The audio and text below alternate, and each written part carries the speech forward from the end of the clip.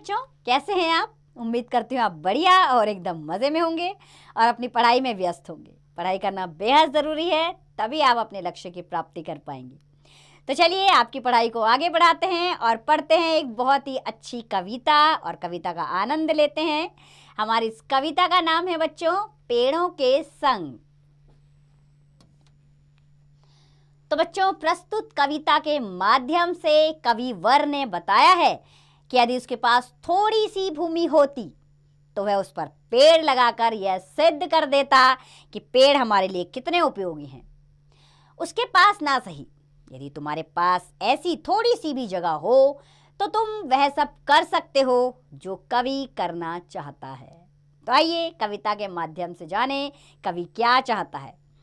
तो बच्चों, हमारी कविता की पंक्तियां कुछ यूं हैं कि बहुत दिनों से सोच रहा था थोड़ी धरती पाऊं, उस धरती में बाग बगीचा जो हो सके लगाऊं। तो लेखक कह रहा है मैं काफ़ी समय से सोच रहा था कि थोड़ी सी धरती पाऊं और उसमें बाग बगीचा जो हो सके, यानी कि छोटे छोटे पौधे पेड़ जो मुझसे हो सके मैं वह सब उसमें लगाऊं। किसमें?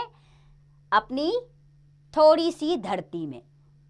खिले फूल फल, खिले फूल फल चिड़ियाँ बोले, प्यारी खुशबू डोले, ताज़ी हवा जलाशय में अपना हर अंग भिगोले। अर्थात उनमें मैं पेड़ पौधे लगाता उस थोड़ी सी धरती में, फिर क्या होता उसमें छोटे छोटे फूल पौधे उसमें लगते, चिड़िया रहती उसमें, प्यारी प्यारी खुशबू चारों तरफ वातावरण में घुल जाती, ताज़ी हवा चलती, जलाशय से हर कोई अपना अंग भिगो लेता, यानी कि जलाशय वहाँ पर पास में ही होता और पेड़ पौधे लगे होते, तो वो जलाशयों के द्वारा हवा चलती ठंडी ठंडी, जिससे सबका अंग भीग जाता। हो सकता है पास तुम्हारे अपनी कुछ धरती हो, फूल फलों से लदे बगीचे और अपनी धरती हो सकता है छोटी सी क्यारी हो महक रही हो, छोटी सी खेती हो जो फसलों में दहक रही हो। लेखक कहता है हो सकता है कि तुम्हारे पास अपनी थोड़ी सी धरती हो जो फूल फलों से लदे बगीचे हों, वो किस में?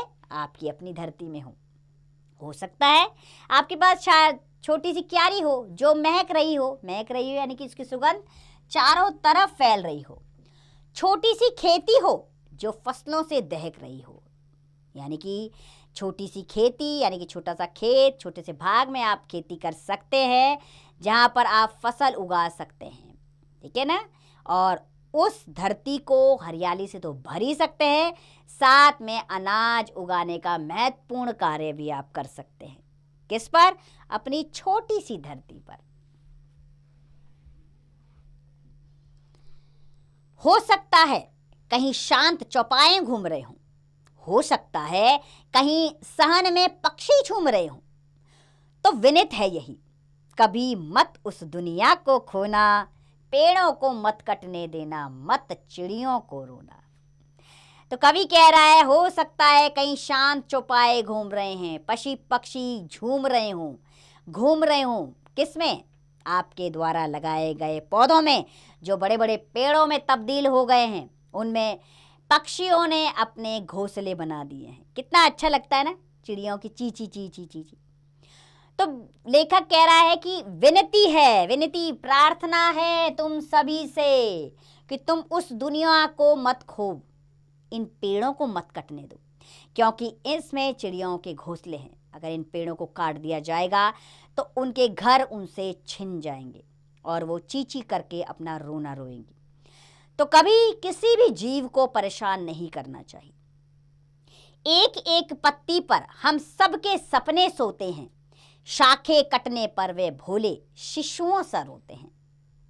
पेड़ों के संग बढ़ना सीखो, पेड़ों के संग खिलना, पेड़ों के संग संग इतराना, पेड़ों के संग हिलना।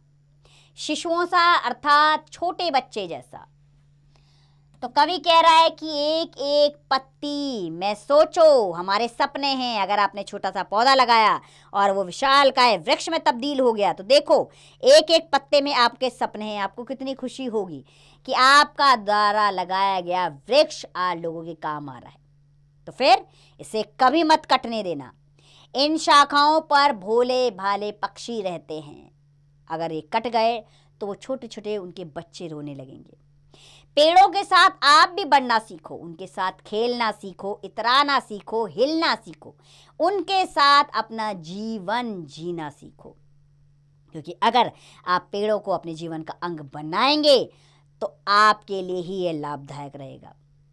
बच्चे और पेड़ धरती को हरा भरा रखते हैं, नहीं समझते जो वे दुष्कर्मों का फल चखते हैं। आज सभ्यता वहशी बनी पेड़ों को काट रही है, जहर फेफड़ों में भरकर इंसानों को बांट रही है। दुष्कर्मों यानी कि गंदे कर्म करने वाले लोग जो पेड़ों को काटने का कार्य करते हैं वो दुष्कर्मी कहलाते हैं। तो कवि सुरेश्वर दयाल सक्सेना जी कह रहे हैं कि बच्चे और पेड़ दोनों को इस धरती से समाप्त मत होने दो। ये दोनों ही इस धरती पर हरियाली का प्रतीक है। अर्थात जिस घर में बच्चे होते हैं तो कितनी रौनक होती है, उसी प्रकार हरी भरी जगह हमारे हृदय को कितना आनंदित कर देती है, कितनी अच्छी लगती है, सुकून से भर देती है। तो बताइए, रेगिस्तान पसंद आता है कि हरा भरा जगह? बिल्कुल आपको हरियाली ही पसंद आएगी, क्योंकि उससे आपको पॉजिटिव एनर्जी मिलती है।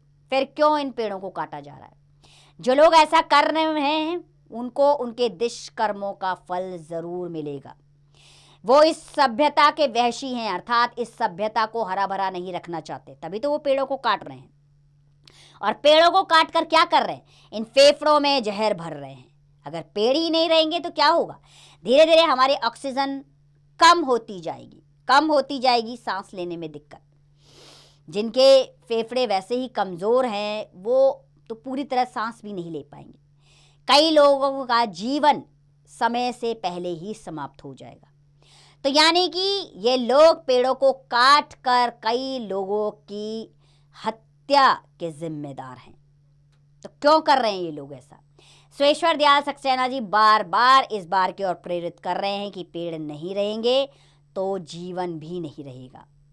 आइए एक बार महान कवि सुरेश्वर दयाल सक्सेना का कवि परिचय जान लेते हैं। बच्चों, कवि सुरेश्वर दयाल सक्सेना का जन्म 15 सितंबर 1927 को उत्तर प्रदेश के जिला बस्ती में हुआ। इनके पिता का नाम श्री विश्वेश्वर दयाल था। प्रयाग इलाहाबाद से इन्होंने बीए और सन 1949 में एमए की परीक्षा उत्तीर्ण की।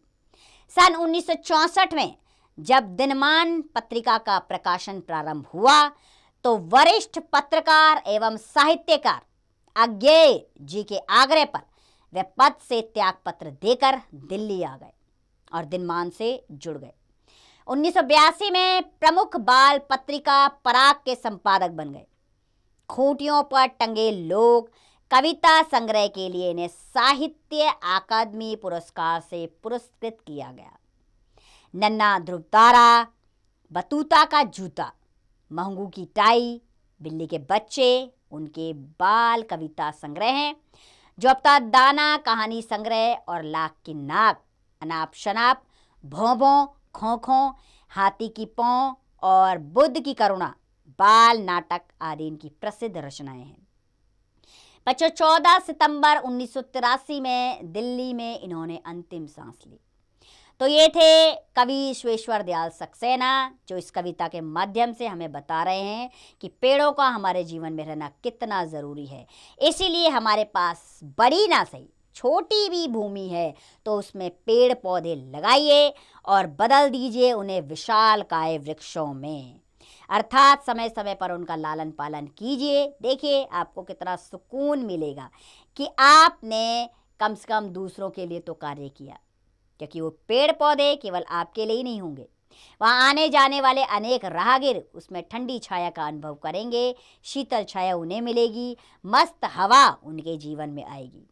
तो ये परोपकार की भावना अपने अंदर बनाए रखें और लोगों को भी बांटिए। ये कविता पढ़िए, औरों को भी सुनाइए और इसका भाव सब जगह बांट दीजिए और सिखा दीजिए लोगों को कि पेड़ों को काटना कितना कष्टदायी है और भविष्य में इसका परिणाम हमें भुगतने के लिए तैयार रहना होगा।